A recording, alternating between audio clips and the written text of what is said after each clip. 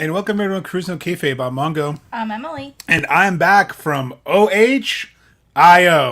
Yes, I don't really quite know what that is besides maybe a school fight song, but everyone there was certainly saying it. So I figured I gotta fit in and say OHIO because, oh boy, what a show did I go. Man, it's a lot of phonetic rhyming there today. It is. I'm super jealous. He got to go to our friend's show, friend of the show. Yeah, it was great. For those who don't know and didn't see any of the posts, please go check them out. But I actually got to go up to Youngstown, Ohio, and watch The Undone open for lead singer Josie Scott, who, as you know, is the frontman and founding member of Saliva. Now, wrestling fans know Click, Click, Boom, Wrestling, Your Disease, Ladies and Gentlemen, and then, of course, Batista's I Walk Alone. Like, I mean, come on. Like, that was the only disappointment, was I didn't get to do the Batista entrance in the crowd with everyone. But I definitely... Again, I wish I was there. I definitely want to, first give a shout out to Westside Bowl in Youngstown, Ohio. Amazing pizza. Thanks for letting me use the venue to record the podcast. I want to shout out to Miller on vocals, Brian on guitar, Johnny on guitar, Max on slapping the bass, man, and Seth on drums. 5 phenomenal talents. Go check out the video on YouTube. It's available now. Audio is also available now wherever you stream. I can't thank them enough. It was a great experience to watch our friends go live their dreams and play live. And we always say, I wish I could be a fly on the wall. Well, I really was a fly on the wall, so it was pretty cool. So check out wearetheundone.com and check out our socials as well. So, but now, we're into Forbidden Door season. Probably my favorite pay-per-view. And what a birthday weekend, because I always get this pay-per-view on my birthday weekend. I get Double or Nothing, and he gets Forbidden Door. I think we're pretty fucking lucky. I think so, too. What pay-per-view do you get for your birthday? Yeah, let us know in the comments if you guys get one around your birthday. Even if it's, WWE, TNA, AEW, doesn't matter. It's always cool to have, like, something on your birthday. I mean, I always remember King of the Ring when Mick Foley got thrown off the Hell in the Cell on my birthday. I was just going to say, you have an epic birthday one. For me, I don't think I really have one. Like, June 1st is definitely hard for... I just think, again, the Shield broke up around then, but that was That's still a depressing a few months. birthday. It was a few months. True. So, yeah, no. I don't know. But what I really am enjoying about this new Forbidden Door, and yes, I'll say new, is not only is it New Japan and AEW, but this year, CMLL and Stardom have been involved in the mix, which, for those who aren't aware, Stardom is essentially the women's division of New Japan, their partners, and CMLL is the oldest wrestling promotion in Mexico since 1933. So, I mean, to have all these partnerships, but then this is why I think it's cool, the real Forbidden Door is the rivalry with CML and AAA. I mean, things that we never thought we would ever see in wrestling because of issues behind the scenes. And they've credited people like Rocky Romero and Tony Khan and Jon Moxley. And then there's somebody in Stardom, too, that they've worked with.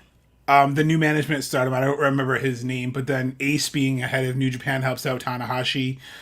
And it's really great to see because... You mean Scissor Ace? Scissor Ace, that's later tonight, or later tomorrow night when the show is. But yeah, it's a crazy feud, for those who don't know, I got a brief little rundown, but... So CMLL was, running Hunky Dory, for almost 90 years. And then Antonio Pena decided, you know what? I want to open my own promotion. So he took the top wrestlers and just bounced and made AAA. So, you now have a company that stole your top talent, created a new company to compete directly with you, and then wanted to change the style. So you had CMLL, which is more traditional Lucha Libre. But then you had AAA, which kind of wanted to be more sports entertainment Lucha Libre. So they didn't really like the contrasting styles. They didn't really like the... It sounds really familiar. It does. And that's what the wrestling world is. It was territories. So when I watch AAA, I love going back. Like, I recently watched Penta versus Chelsea Green again.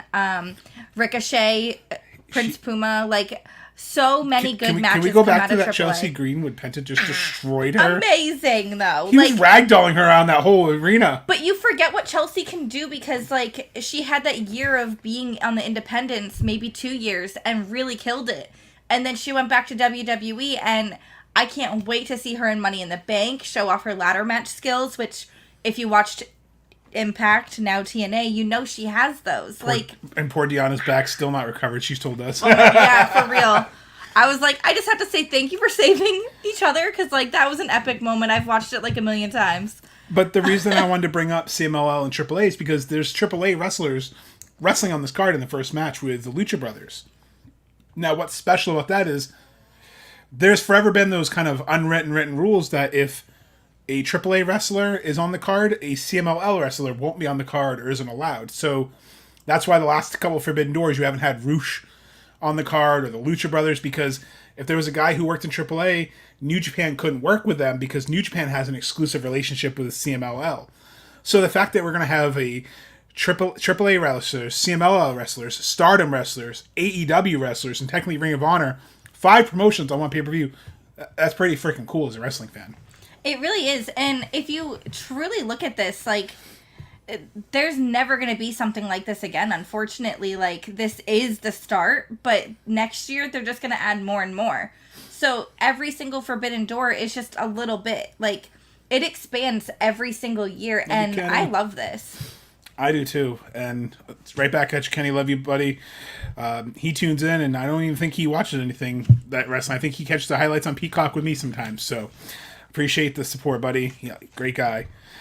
And again, the reason why I was kind of going into that whole CMLL jargon and the whole vor is because the first match we have LIJ, which is Naito's group, and we have Yoda, Titan, and Takahashi taking on the Lucha Brothers and Mystico. So literally, Mystico from CMLL is teaming with the Lucha Brothers, who represent AAA and AEW. So right there, that's already such a cool break the wall down, not steal Jericho's moment. Like, wow. And I know it's the pre-show, but how cool is that? The pre-show is never bad. I mean, we just had Mariah May versus Saraya announced for the pre-show. Yeah? Yeah, no, I have... I have all the matches there. But yeah, we had the whole pre-show officially announced. I'm going to try to be careful with spoilers since Collision has been taped, so I don't say something, because there is some results that are in here.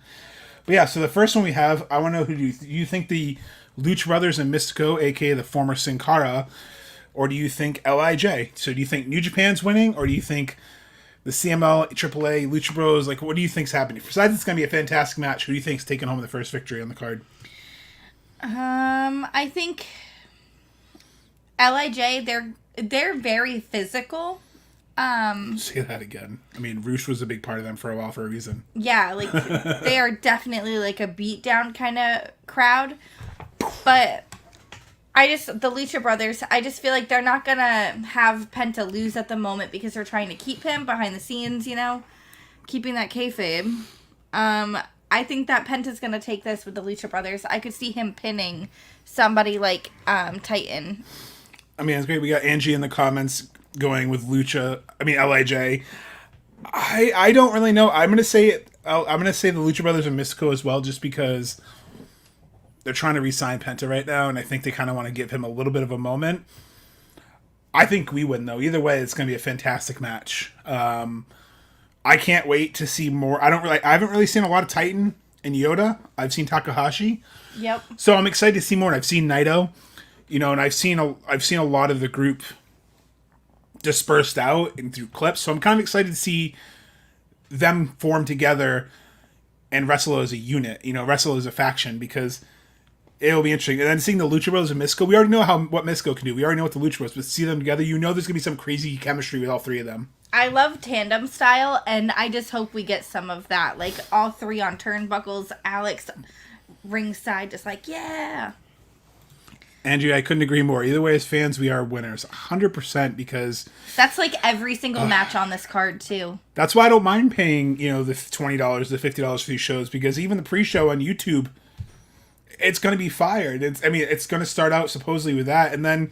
We watch so much wrestling. We're going to get rid of cable and just get AEW TV. If you need help finding that, let us know. And we move into the next, which is the first of 4 women's matches on this card, which is fantastic.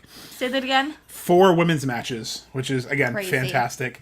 So 2 on the pre-show, 2 on the main card, which I absolutely enjoy. I'm glad that they're finally building, because that's been the big complaint for myself, for Emily, and for a lot of the fans, is you have all these great women talent, but why are they only getting 1 or 2 matches? To get 4 now is fantastic. And This one has a lot behind it. You have Statlander and Willow who are going to face off next week in the Owen. And the winner of this match, I mean, yeah, essentially will have ramifications because the Stats team win with Momo Wanatambe, or do we have Willow with Tam Nakano? Both women are former Stardom champions. Both women have gone through the tournaments, have faced Julia, have faced the best of the best, have faced Io, have faced Shirai.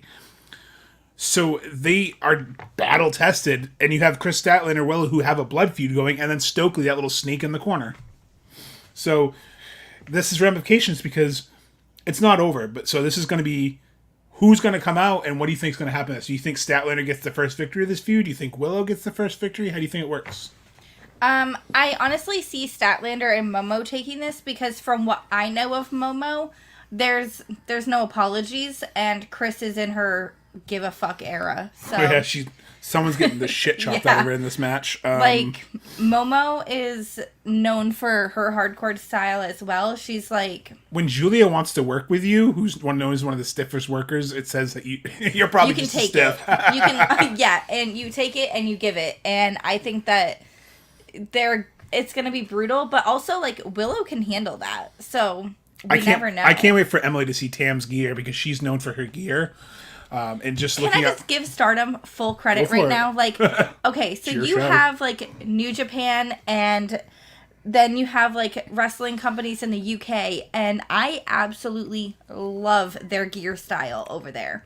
Like both, they have it going on. Like they know what they're doing. And then you have Stardom. They are like next level.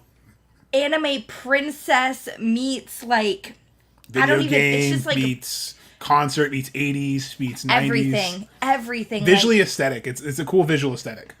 I think that's why I really liked Mariah May when she first came over. She had that like light blue, white, and pink gear that really popped like Princess Peach. Let's just put this in perspective. Mariah May and Tiffany Stratton are ones you really like. I wonder why. They both have that Barbie. I'm both known for their gear. And they're both incredibly athletic. That's what I'm saying. So you clearly have a type 2, and it's a good thing because you picked the one. What are we saying? It is Pride Month. I'm just kidding, guys. No. I'm just kidding. Hey, you know what? Love is love, and support whatever you love. But I wouldn't complain if you were telling me Mariah May is attractive because you wouldn't be wrong. And the same with... I mean, that's the other thing. Most of these women, they have this gear on, and it just gives them that aura, like that. Like seeing that. Okay, comic book character Stardom, come to life. I understood Shida making her own gear the way that she makes it after seeing more of Stardom, and then also you have Rio, who came in with this baby doll like look, and I didn't understand it until now. I think that having Stardom coming over and really showcasing is good for everybody. You get to see it with the fans, and you get to see more of the other women getting inspired by their gear as well. I think that the bodysuits are kind of going away, and the fun frilly stuff is coming back. I think that's everything. It's funny. Everything in the 90s is coming back. So talk about making you feel super old. Which, thank you everyone for the birthday wishes, by the way. Turning 30 for the 8th time is wonderful. I appreciate it. And you want to talk about Stardom Mariah May? I was trying to segue to the next one because that's what's up next is the first Owen match of the pay-per-view. We have Mariah May versus Saraya. So you have two women who've made their career in the United Kingdom. Mariah May, who made her career on her own in Stardom. Oh, who do you have for... Oh, I'm sorry. For that other... I had Statlander and Wannabe. Oh, Wanabe, excuse me. Not Wannabe. That sounds so rude. It sounds like a Spice Girl song. If you want to be. But... this has ramifications because the winner of this match will have to face either Shida or Peraza, depending who wins tonight in Collision. This women's tournament is so nuts. You have Mariah May, who, if she wins and advances, is going to have to potentially go against either Mina or Timeless, who she's in both corners.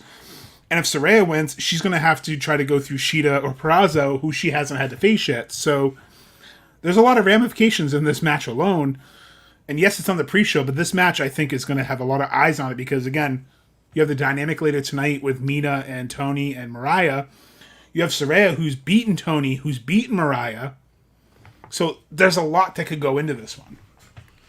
And they're both going to be ringside for Mariah, so that could cause some turmoil. You got Harley Cameron out there, probably. So I had Mariah, but Yeah, Anna Jay's definitely going to be ringside. I had Mariah, but now I'm thinking maybe like Saraya does take this because we've already kind of seen Mariah have to make a decision, and I don't. It's hard because it's literally a coin flip. I don't want to pick. What if it's a DQ? Can it I be don't. I don't DQ? think they do that with the Owen because I feel like with the Owen they want to respect. It would tarnish it. Yeah. I guess I'm gonna stick with All right, May. hold on. I'll say, shoe to your throats and tits up. Who do you say? Is that a gun to your head? Mariah May. And that's who I chose too because I think just setting up that story with Tony potentially or Mina, like you already have the story there. Saraya already won in Wembley. Mariah's going to get her win back over Saraya, so it's not going to hurt Saraya, but it's going to add more wrinkle to that story because now who's she going to support later tonight? Does she want Mina to take the title? Does she want Tony to keep it? Can she be impartial? It already adds a wrinkle to that story literally hours after that match. That's true. So, for a company that can't tell stories, already been 3 stories right there. So, speaking of story, next up is probably what's going to open the pay-per-view and probably one of the craziest ladder matches lineups that I've seen AEW do. You have Takeshita taking on Briscoe, taking on Jack Perry versus Dante Martin versus Lio Rush versus El Phantasmo. And no, that is not Logan Paul. I know that's what the memes look like, but it's not Logan Paul. I like his style. I think it's fun. I think that it reminds me of like LMFAO. I'm just ready to like go to Miami. Party Rock is in the house tonight. We're just got canceled. But also a fun fact, El Phantasmo, he's still part of the Guerrillas of Destiny, and 2 of their members, as we know, Tonga Loa and Tama Tonga, are in WWE. So interesting how much of the New Japan is bleeding into modern wrestling now. I love it. I think it's perfect. I think that it was needed. Maybe we just didn't know that people were coming over from New Japan because another company didn't acknowledge it. I just really enjoy Maybe that this match has so much history in it. You have Takeshita, who made a name for himself outside of New Japan. You have Briscoe, who really didn't give the spotlight on national television. You have Jack Perry, who's going through a renaissance in his career. He's probably one of the best things that happened to him was that suspension, because right now the scapegoat, it's working for him. Dante Martin, who, God bless him for doing another ladder match, because that last one was scary. You knock on wood. I know, but I'm saying that's scary. And then Lio Rush, who it seems like he's getting back in good graces with Tony Khan, AEW, and wrestling fans. I would love to see him break out that other character tonight. Oh, the demon-esque character. Like his other character. I would love to see that come out. I know we don't want to overuse it, but I think that it's important. You need to showcase that. And we're opening doors. May as well open this one. And then you have Phantasmo, who's just going to be fantastic. So, realistically, I know who I chose, and I think I've told you a couple times before. So I'm going to ask you first, because I already have mine locked in. I'm going with El Phantasmo, Lio Rush, and Dante Martin, because Dante has a chip on his shoulder that needs to be fixed. Those are 3 choices I wouldn't have expected, but those are all solid choices. Oh, wait, is it all? It's for a TNT. Oh, you made it sound like it was a triple. Okay, I was confused. I thought it was No, like it's the TNT ladder match. TNT ladder match. Oh, this is Jack Perry. He got me all confused, guys. That's why I was so confused. I'm like, hey, but those are solid picks. Okay. Yeah, I think the scapegoat gets it because then the Elite's going to have all the gold. But I can see Dante Martin coming close. Mark Briscoe's going to try to be like the level-headed one, like, yo, what's this? I think Jack Perry is going to cheat. I think we're going to see someone who we haven't seen in a while. I think we're going to see someone come out and help him cheat. I don't know who yet. I'm still kind of thinking of who would want to side lead, but I don't think he wins. It's like clean. They'd ride in on their high horse or something. I don't think Hangman just yet. We got a few more? Yeah, but I'm wondering if maybe there's someone that they haven't brought it. Like, I just feel like this is the perfect setup to have someone come in and screw over whoever has the title and then let Jack Perry walk up and get it. Like, even if they hired Satnam Singh for the night just to come in and push everybody out. Like, I'm not saying they're going to be like an Elite sympathizer, but the Elite, they pay people. They buy people. They're their boss. Yep. So, I think Jack Perry, and I think it's going to be fantastic. I think it's going to be a crazy ladder match. I'm excited for the wild spots, that's for sure. So, I don't know if this match is still happening, but apparently it is. I'm a little disappointed because it says Jeff Cobb. So it's Chris Jericho, Jeff Cobb, and Big Bill versus Samoa Joe, Hook, and Shibata. Now, I know Jeff Cobb originally had a open challenge, but now he's with the Learning Tree, so I'm guessing it's something that happens on Collision. Because Jericho did tease on Rampage that he knew a guy who was going to say yes. And Jeff Cobb has worked for Jericho. Remember, he brought in Jeff Cobb to face Moxley before? Yeah. So I could see that. A little disappointed that Jeff Cobb kind of just gets thrown into this. Honestly, I know the Learning Tree. I know it's meant to be like a ha ha ha, this is so cringy, it's bad. This is kind of a skippable one for me, as bad as it sounds. This is when I'm going to go cook my dinner. I really hope that Samoa Joe and Speak and Spell and Hook can go ahead and take this, because that's who I have winning. Same. We're going to have to shake this up, guys. We are agreeing way too much. Yeah, and I just next on this match, because then... This doesn't happen this often. Every single match so far we've agreed on. And I know we're agreeing on the next one, too.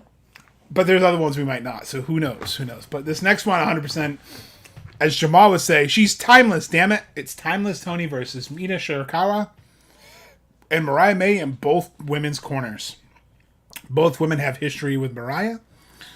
Both women have history together in Stardom.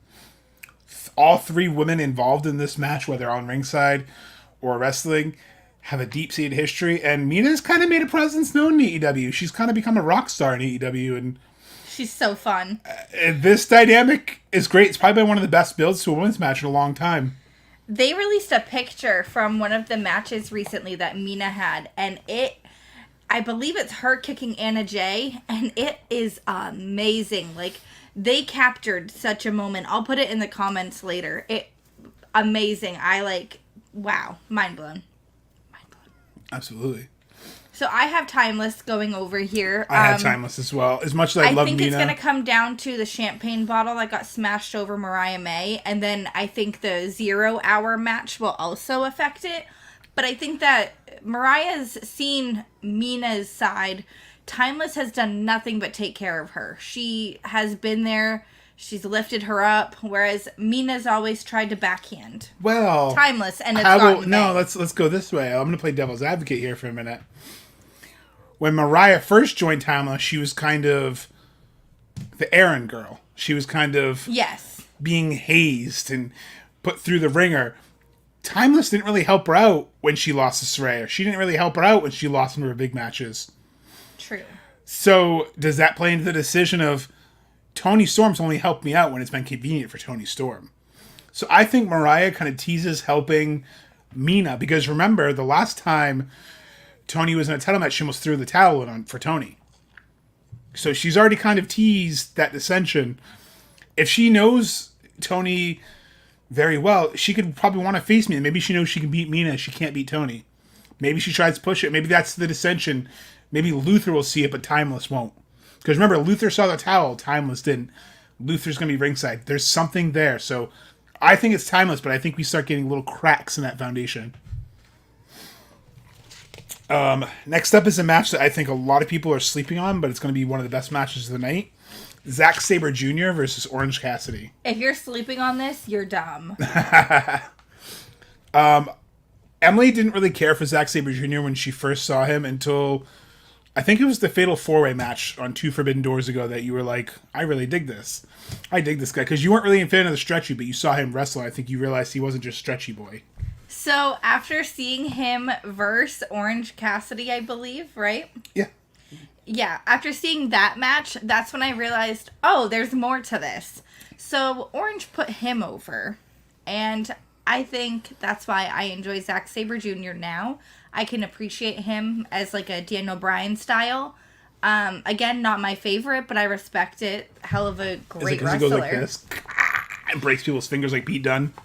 Yeah. The brutality of it just gets me. Love it. Snap them limbs, snap them tendons, pop them shoulders, pop everything. Stretch them out. It's like our boy that's going to be on there tonight, Kevin Blackwood, just biting people. I have a gory picture of him just like, he's just like biting him at Limitless Wrestling, and Eric Greenleaf is like in the background. It's great. Boo, Eric Greenleaf, boo. So who do you have winning between ZSJ and Orange Cassidy? Orange Cassidy. Okay, go with this. We're finally different because I have Zack Sabre Jr. finally going over. Look at that. No. I'm sorry, but it's OC. He just beat Jeff's boys. But here's why. Motherfucking Trent ain't done with Orange. The Don Callis family ain't done with Orange. No, not tonight. Are you going to cost him this match? Not tonight. Yep. Or tomorrow night. Same thing. I know what you mean. But yeah, Zack Sabre Jr. goes over with the assist of the Don Callis family. Ugh, I don't like it. I know. That's why it's happening. Let me rinse my mouth out. I don't like it. Oh, yeah. Next up, we have MJF versus, I'm going to try to say it. I apologize. Heshiero. I think that's how you say I it. absolutely love him. Ever since they brought him in last year, seeing his matches, it's fantastic. And I love that MJF's like, who the fuck is this guy? Like, I love that MJF's even selling it. I think it's going to be fun. I think it's going to surprise a lot of people because MJF can wrestle with anyone. Even though now the internet's turned on him and said he can't wrestle, which is absolutely freaking hilarious. Yeah, yep, they've turned on him already. He's so bad that WWE's using his logo. Of course Jace can. Jace can always get a live shout out. What's up, Jace? My nephew Jace, with my brother from another John on the line. Always building some good Legos, hopefully. So he's going to have to teach me how to do the Lego set so I can do the Batman to Taylor Swift Legos. he's gonna have to teach me how to play Super Smash Brothers because that kid is good. So do you have MJF or Heshiero winning?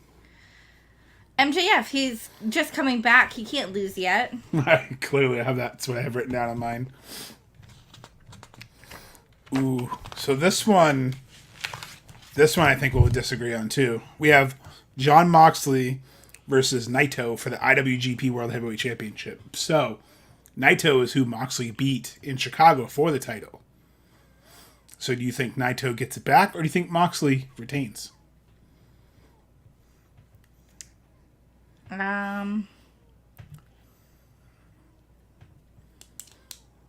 This one's so hard. You go first. Tell me why I need to pick one. I chose Naito. I think he gets it back because the big complaint is New Japan guys never look strong on this pay-per-view. I think what better way to look strong than have a New Japan guy get a title? I mean, look at Kyle Fletcher just lost the Ring of Honor World title, or television title, excuse me, to, I can't even think of his name right now, I apologize, in CMLL. But you have that title change. I think Naito finally gets it back, kind of avenges his loss, and kind of rights the ship in New Japan because they had a Gaijin with the title. So, that's what I think. Okay. And I agree, it should be Naito. So, hear me out. This week, okay, it's pay-per-view week. We know what's happening with the media. They're all turning on AEW like always because it's a pay-per-view week, blah, blah, blah. Okay, so Bloodsport is now a thing for Moxley. He's getting ripped apart right now. What better way to come out and not bleed and prove he can wrestle without that? And I think that's... I don't know. I just see Moxley winning, but I don't see him getting color because I think he's going to prove a point. Or it's going to be disgusting. Well, I was going to say, I don't know. He going bled one in his of last... two. He doesn't have an in-between, and he went like a whole 8 months without bleeding in a match, so that meme just got fabricated for a little bit longer than it had to. So, next up is the one that you were so excited to talk about, Scissor Ace versus the Elite. Really confused why Daddy Ass is not in this match, but Tanahashi with the Acclaimed is an interesting choice versus Matthew and Nicholas Jackson. He hasn't Okada. been wrestling. Is he just taking time, or is something else a thing? I mean, he's He asthmatic, so maybe he doesn't want to destroy himself. But he's in great shape, so I don't know. I don't think it's that. I think maybe he knows he's on the twilight of his career, so he probably doesn't want to waste him in random matches. True. So what do you think? Do you think the Elite has a dominant night, or do you think that Scissor Ace comes out on top? That sounds awful. I don't know. Goose Rob. I feel like the Elite they have to. I feel like they're just going to go down the card and just win anything that they're a part of. I mean, if you're going to go into Blood or Guts looking like a dominant faction, you kind of have to have some wins. And somebody's going to come and take out Daddy Ass if he is on the outside. That See, sounds you great. feel like I feel like we're on the same Someone's page coming out to lately. take out daddy ass. It just sounds so bad. Listen, it's like football commentary, okay? It really is. He penetrated deep in the zone. Now he's pushing in the hole. So I want Scissor. I want Scissor Ace to win. I want this to go down. I think that I can't stop. I'm just gonna shut up and say Scissor Ace because I want it, and I think that would be great. I think the Elite, they have to come to an end at some point. I think it's the Elite.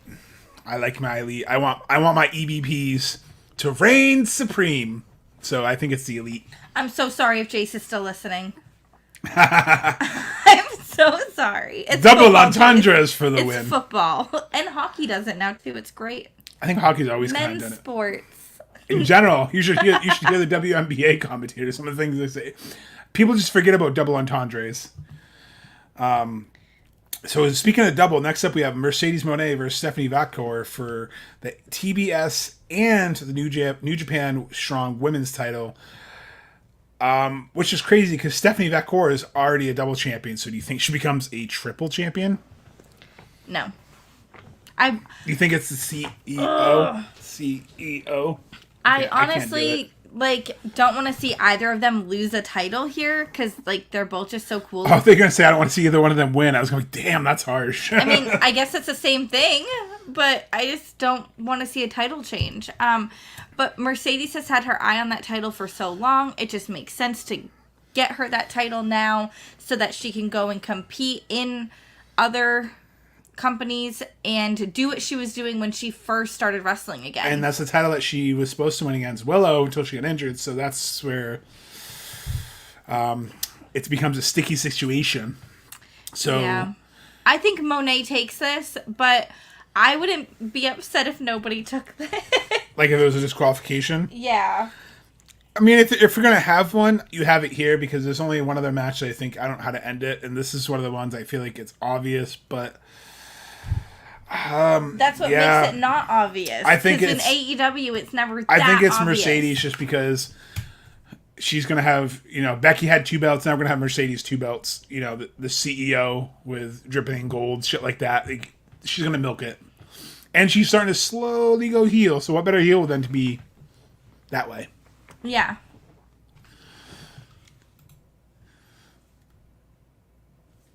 So, no, that'll be. I'll save that comment before we get to that. 'Cause we have one more match before Swerve.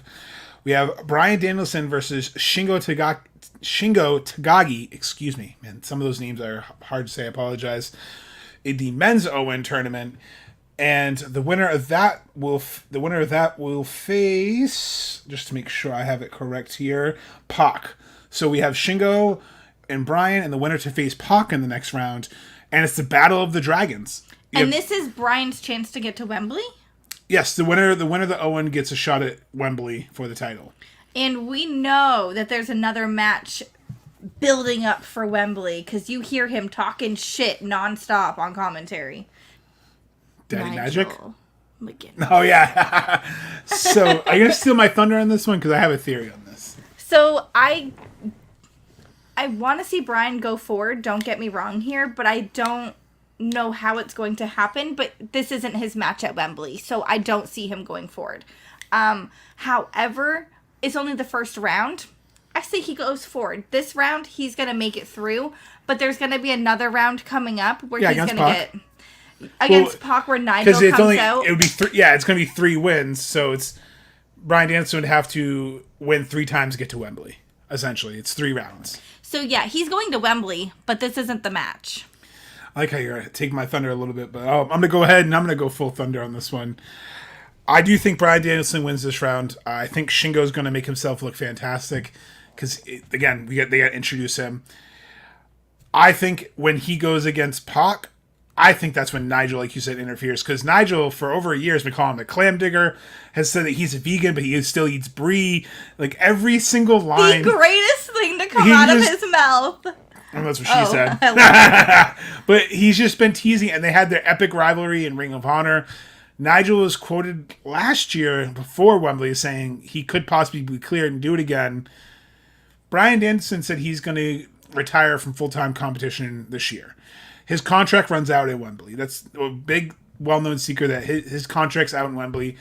I see two things happening for Bryan. I see him either winning the tournament and winning the title from whoever's champion and then dropping the title to Swerve in Wrestle Dream in Tacoma. Or I see Nigel interfering, costing him the match, setting up Nigel versus Bryan one more time so Nigel can retire and Bryan can get his last match with him too. It's kind of like a swan song. So those are the two outcomes, but I agree. I think he at least gets to the semifinal or the final match before he gets interfered with. But he's definitely not losing the first round. No, first round it wouldn't make sense. However, this is going to be a banger. I think that this is a sleeper match. Has he had a bad match this year? It's Daniel Bryan. Has he ever had a bad match? I can't think of one. The Yes Movement is there for a reason. I think probably the only thing I could say is there's been a couple matches where it's been questionable booking, but it's never been him in the ring. Yeah. But speaking of booking, the main event, which Angie has already predicted, Swerve's going to win, and Love Ospreay. Again, I absolutely love Swerve. And we also have someone else that has some show. J-Man James, how you doing? Thanks for joining the show tonight. We're actually on the main event now, so if you want to say who you think's going to win, it's Swerve Strickland versus Will Ospreay for the AEW World Championship. You have Ospreay, who has not lost a match since he's officially become full-time in AEW. You have Swerve, who obviously hasn't lost a match since he's captured the title at Dynasty. Both men are looking at Wembley. Both men are looking forward to Full Gear. They're both on a path. What better fitting way they're colliding to each other. Yes, it's early. We all thought this was going to happen in Wembley. I think it's happening for a reason. What do you think? Do you think that Swerve retains and Will gets his first loss? Or do you think that Will becomes double champ? So there's a huge thing. Like, I listened to Unrestricted as always. So Swerve and Ospreay have yet to lose a match this year. So either one of them is going to come out with their first loss. And that's a big deal. So with that being said, you've got, like, everybody's wondering, oh, why this match? Why this match? Like, this isn't forbidden. They're both AEW guys. Well, are we forgetting that Ospreay made himself a name on New Japan, on the UK scene? He didn't just, like, build his name up through the companies, you know? He really had to work that. And I think that's important to remember going into this, that a year ago, he was at Wembley Stadium not signed by AEW because he's that good. I mean, that was definitely one hell of a pitch. I mean, and again, it's because he's that good. So you want to hear something cool about Wembley before I go into that? Wembley is the reason that Ospreay signed. Wembley is the reason Mercedes signed. Because Mercedes talked about on her recent interview with WFAN in New York that she went to Wembley to see what the environment was like, to see what the crowd was like, to see what the wrestling was like. Because she's like, you can watch it on TV weekly, but you don't know what it's like until you're live at a show. And I wanted to see that environment. So she took the invite, and still she's like, you know, I didn't give a yes right away. I didn't give him a no right away. Kind of had Tony on the line for 2 years. Ospreay said after he signed in November, Wembley was his moment. When he went out there and Tony Khan put him out there in front of 80,000 people and he got to have that moment in his home country at Wembley, he knew that was the place for him. So think about the moments that Swerve or Ospreay could have at Wembley, and this results a direct impact of it. They're both going to Wembley. It's just a matter of what match they're going But to I be mean, in. like, that's what I'm saying. One of them's going in there as world champion. Yeah, one of them will main event Wembley. And I think I love Ospreay, but I think I'm swerving when I'm driving. I would love to see Ospreay, but he doesn't need this yet. Swerve is still holding on to that title, and he is a bat out of hell right now. He has such a vengeance. He's like, I earned this. I'm holding this. I do like how when Ospreay took the title a second time that he hit him with the house call. Remember, he goes, because remember he said, if you're lucky, I like you. Anyone else who would do that, I put you in the grave. And exactly, you know, we have Will versus Daniel Garcia coming up this week too for the international title, and he's getting cocky. He said, it'll be for the world title too, bruv. That's a little cocky. Swerve's not liking this. So here's kind of my little Mongo theory of evolution here is Swerve has just gone out there and he's done everything he said. He's like, I'm going to go out there. I'm going to have a good title run. I'm going to kick your ass. I'm going to go home with my belt. Ospreay's gone out there and he's just more and more confident. He's getting cocky. He's going out there. He's winning. He's having the bangers. He's Will fucking Ospreay. He's like, I'm so good. I gotta retire this move. He's flying. Oh, I would say he doesn't want to injure people. So we're going to circle back to that. I promise. He's flying too close to the sun. It's like Icarus with those wax wings. Remember in school when you heard the story of Icarus, how he was flying too close to the sun and he fell in the ocean? I think it's that same thing. I think he shot himself up too fast, too quick, and he needs that learning experience. And what better way than to Swerve retain and get that first clean win over Ospreay? Because it's not going to hurt Will, and it's not going to hurt Swerve. If anything, it's going to make Swerve look better, and it's going to have Ospreay have that little redemption arc, and he's not going to have a bad match afterward. He's going to recover.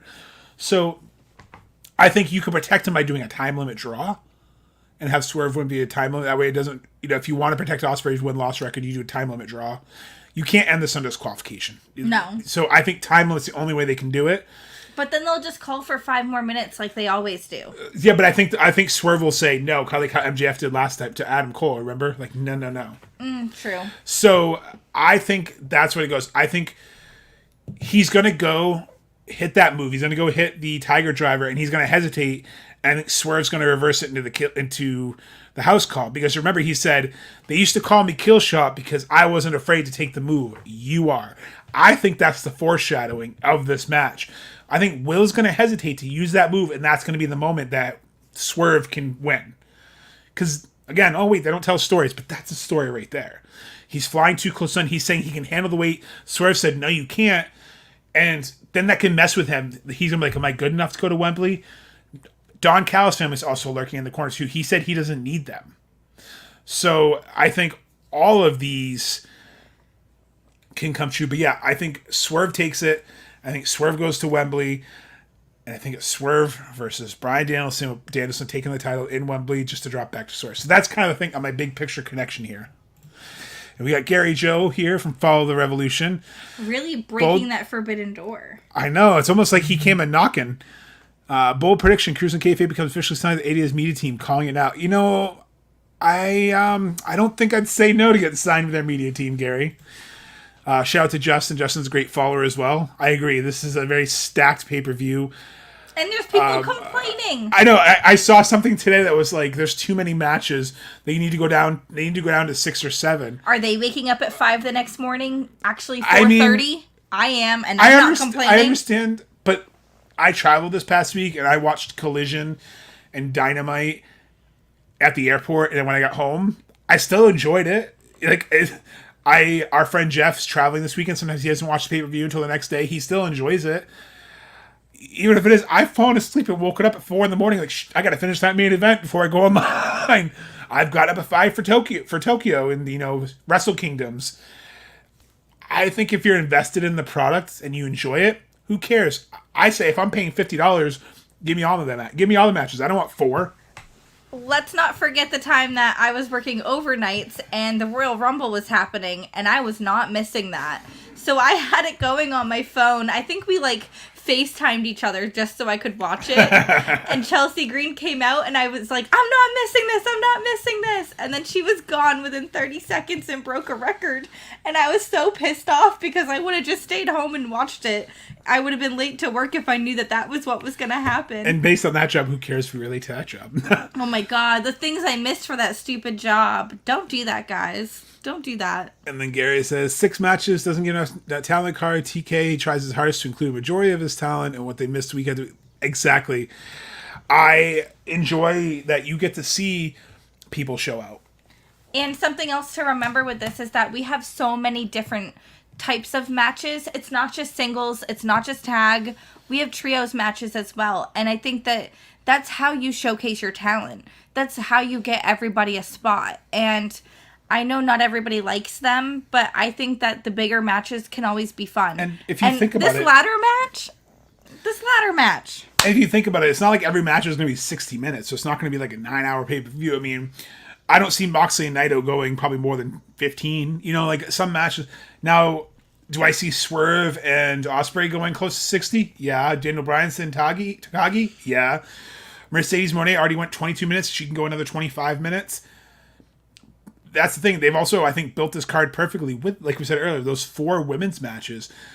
I saw a stat over on Follow the Revolution FTR Gary Joe posted, and I didn't realize that from Collision to Forbidden Door, there were 7 women's matches this weekend.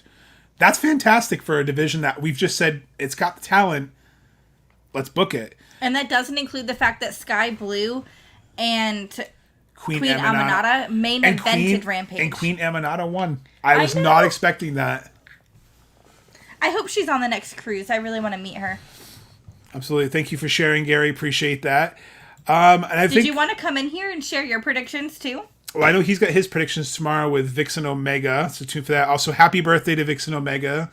When I say happy birthday tomorrow, Gary's doing a stream, so make sure you tune in to Follow the Revolution tomorrow afternoon to watch that birthday stream, watch their predictions. But before we wrap up, I want to go with our bold predictions, because we always kind of talk about like what we think, like what's some out there predictions, and I have a couple I want to run by you, but I want to hear what you have for some bold predictions besides Scissor Ace dominating. Well, we have... So, I mean, you have Mercedes and Stephanie, and you have, let's see, you have Timeless and Mina, that you have Mariah and Saraya, so you have some women that are missing, that there's some involvement potential there. So I could see, like, Britt coming back, but I don't think this is the time. I don't think that it's Forbidden Door. I'm not sure when, but I just don't see it being tomorrow. Here's how I can. It's funny you say you don't, because I'm the opposite. Here's how I think Britt could come in now. I think Britt's been sitting back watching the CEO go around acting like it's her division. But whose division is this? It's Dr. Britt Baker's DMD. So I want to point out, people are saying this. Mercedes is saying she is the CEO of women's wrestling. Not this division. Yes, this division, but of women's wrestling. So she is the CEO of all women's wrestling. That's what she's saying every time. And I'm not doubting it, and I appreciate Gareth's kind words that Emily will be working with Heels, I'll working with your team, Cam will be doing wrestling with Brody Lee Jr. Hey, you never know. Follow your dreams. He wants to tag team with him, so we'll maybe. And Kurt Angle said he's a manager for him one day, so. Oh my gosh, could you, for real, imagine that? Yeah, so my first one that I wrote down was Britt Baker coming out and saying that, remember, before you came in, I was the one who ran this division. You got 2 shiny toys. You got to put one of those up, and I think the doctor's been missed. I think that's how you said. I think it's Britt Baker versus Mercedes at Wembley. Okay. Because that way you have an AEW original, and I think Britt's more than earned a spot at Wembley for the TBS title. You know how they always look at their poster and they're like, this for WrestleMania? Yeah. Y'all can't see this, but I'm pointing out our Jamie Hayter action figure, and I'm just ready for her to take back her title. I hope Hayter comes back. I don't think I think they're gonna start teasing Hayter soon. I think she's ready. I think they're saving her for a Wembley pop. I think she comes back now at Wembley, even if it's just to say hi to everyone. Because Saraya's saying, like, that's my area. This is my stuff, and I could definitely see it. Yeah, I just think it would be great to see 2 different styles. You have Britt, if you see her now, like DDP's been working on, she's jacked. And Tony Khan just said in the media call that she's been clear, or close to clear, so I could see that happening. And then Gary's backing me up. Now they say that could be expected very soon. See, I don't think Tony talks about people until he's ready to, because he knows that people take those sound bites. I know, I have said it for too long that I get my hopes up, and I'm just tired of getting my damn hopes up.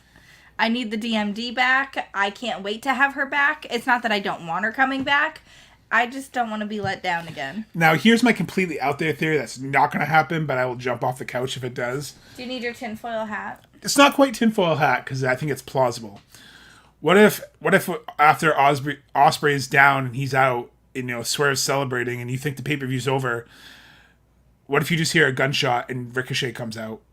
What if this is when Ricochet debuts? Because they say his contract's up July, but we don't really know when it's up.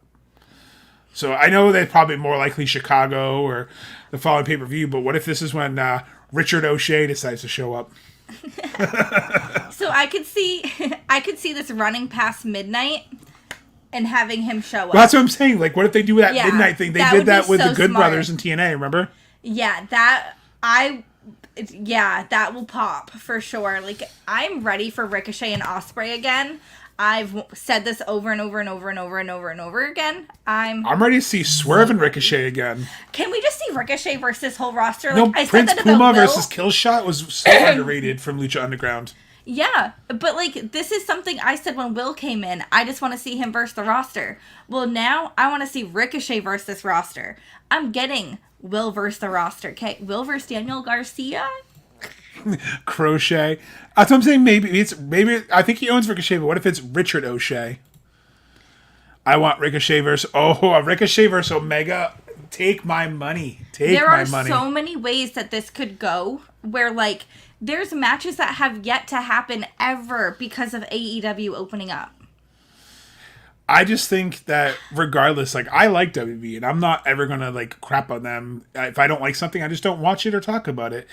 I like AEW. I enjoy watching it. I enjoy New Japan. I can't always watch New Japan because, again, it's like 4 a.m. for me to watch, but I will watch Wrestle Kingdoms. I will watch highlights. That's why I think I enjoy Forbidden Door, because I'm seeing more talent that I can't see at my normal I get to East learn Coast about time. new people. It's like my first Double or Nothing every year. I get to learn more and more. I did not know who Stephanie was before this, and I've enjoyed watching her stuff. I have gone back through YouTube videos. Can we talk I think about her hard-hitting style. the video packages, like the media team in general, how much they've stepped up between the posters have been money. People are coming in The because video you know who they package. are now, and it's fun to know who they are when they come out. You have Tiger Style Pro, who's probably one of the best creators for video packages, making these video packages out with all this music, and now he's got Warner Brothers licensed music at his fingertips. He did a great one of Swerve and Osprey from their old matches, and I can't wait to watch the pre-show tomorrow because I kind of seen clips of these, but that's one of my favorite things to do is when I start cooking dinner is put on the pre-show and watch the highlight reels before. Like, I missed that when the old Sunday Night Heat, you'd watch the pay-per-view. I know this is way out of your league, but you'd watch, if you're watching WrestleMania 13, you had like a 2-hour pre-show before, and it was literally highlights of what you may have missed during the week. Maybe I didn't watch Velocity. Maybe I didn't watch SmackDown because it was newer. I didn't have UPN because I was poor. So I like watching these build-ups and these highlights. And then we have RJ City, Jeff Jarrett, and Renee Paquette in the pre-show, so you know it's going to be entertaining. That's true. Did you see the one Yes, the one. That's when I was talking about Gary. The one he did and had the dance off. Like, well, everybody hated. I love the chemistry. And I was looking at this card as we were talking tonight, and really, besides one or two matches, like, and again, it's not that I dislike Jericho. I don't need to see that match. So it's like, I'm gonna like it. I'm gonna enjoy it because every time I say that, I enjoy the match. But there's not a match that I'm like, oh, this is a channel changer. Oh, this is a bathroom break. I think Jericho's bringing that comedy aspect that I enjoy. Hi, guys! So, yeah, like, I'm enjoying this. I'm here for it. I'm here for everything in AEW. I'm excited to watch it. I'm excited to go watch Collision now. We're a little behind on it, but I appreciate no one spoiling stuff in the comments. I was very careful because Wikipedia, unfortunately, has the results of who's won, so I didn't want to say who the next people in the Owen Hart tournament were for certain matches because I'm not trying to ruin those matches. But we have Kevin Blackwood on Collision tonight. We have Daniel Garcia. We have Butcher, all Buffalo Brothers. We have an amazing, don't Google amazing that, night. Okay? Yeah, well, no, Buffalo Brothers is also a pizza restaurant, so I'm just saying. That's not all it is. Don't Google that. No, you're talking about Eskimo Brothers. That's a completely different topic. I don't want to know the other one. Just don't ever use Urban Dictionary. You'll find better results. You can Google it. It's totally fine. Just don't send me screenshots. Send Emily screenshots.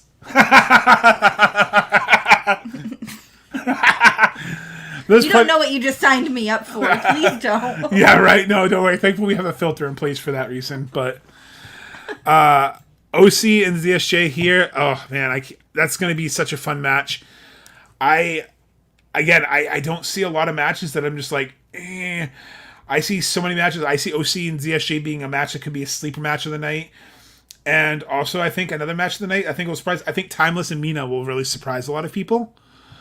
I think Mina and Tony are going to surprise people with how good they both are in the ring. Because people always say Timeless doesn't live up when she has their pay-per-view matches, and I disagree. I think she's fantastic. I think they don't realize she's wrestling that style on purpose. She's completely changed her style from who she was to now. she has worked into this character, and I think that says everything. We like when men evolve. We like when men do this. So what's wrong with Tony doing it? Well, in fact, I'm glad you said it because actually I wrote that down to mention. I saw this stat earlier today, and I was like, "Oh, that's really cool about Timeless." How she's literally been in 3 different versions of her character on Forbidden Door alone. That she has been the rock star, the outcast, and the timeless one, and been involved in the world title picture for all 3 Forbidden Doors. So I think that's cool that Timeless has now kind of gone on to do 3 different versions of her gimmick and changed it up. And she went from, okay, she's a rock star, cool. And then even her husband, Juice, look how much he's evolved from, he was kind of he was funny, to now he's the honeycomb mascot, yeah. Yeah, thank you, Rocky Romero. I can't wait. Again, check out Gary's tomorrow, FT Follow Revolution prediction. Check out all the creators, prediction shows. Support the positive creators. That's the last message I'll go is, we really try out here, again, it's not my job to sit there and nitpick and bitch and moan. And is there going to be things I don't like? Absolutely. It's going to be things Emily's don't like? Absolutely. It's how you present it. I mean, I could sit here and go on for hours of things that bother me or annoy me, but to me, that's just whining and complaining for the sake of whining and complaining. I'd rather talk about the things I enjoy, because is AEW perfect? No. I do try to go into our comment section like Willow and just like sprinkle in the positivity, because I feel like that's necessary. So like a lot of the comments, like, I'm sorry if we brought you guys up, but I'm not sorry. I think that it's important for us also to have our voice out there, and we might post something, but in the comments you'll see our opinion on it. We don't want to post our opinion, but we'll comment it. And that's the thing too, is my grandfather used to always say, opinions like assholes. Some people got them, sometimes they're clean, sometimes they stink. So it's just, everyone's entitled to their opinions. I have no problem with it. That's why I try to avoid. That's a very nice opinion. I try to avoid Twitter like the plague, because it's funny. You could post a picture of Forbidden Door and you'll get trolls in the comments, and that's everything. But I'm just not here for feeding the hate. And yeah, sometimes I'll clap back and be funny, but I just enjoy it, and I'm excited to watch this pay-per-view tomorrow and talk about some good wrestling. So stay tuned, because we usually try to post up-to-date information about it. And make sure you check out our YouTubes and our socials. Check out wearetheundone.com to make sure you're just listening to their EP. They have a new song called Harder to Breathe coming soon. And check out our episodes. We have another Topic Turmoil 2 coming up. We have an episode with our friend AJ coming up, maybe talking about Mongo and AJ's Mexican adventures. And also I heard that there's a Future Star episode coming up. Yes. More turns of the tide. Absolutely, Gary. That's what I absolutely love, is the turning of the tide in wrestling. We get to see 5 promotions in this pay-per-view. Just this week alone, we saw like 7 different promotions featured in 2 different companies, and that's fantastic. TNA and WWE, all these promotions with AEW. It's nice to see that they're not just one TV company, one product. It's fun to watch. I enjoy it, and I thank you guys for tuning in tonight. And I'm going to let Emily get ready to go watch Collision and get ready to get up nice and early tomorrow so she can be ready for this pay-per-view bright-eyed and bushy-tailed. I take naps. It's fine. Naps are king. Naps are king. It's how I am a wrestling fan, because we got to stay up late. No, I agree. So thank you so much, everyone, for tuning in. Check us out on YouTube, Facebook, InstaFace, MyFace, YourFace, whatever you check all the socials. And I will always end this saying the same way. Remember, always keep the kayfabe.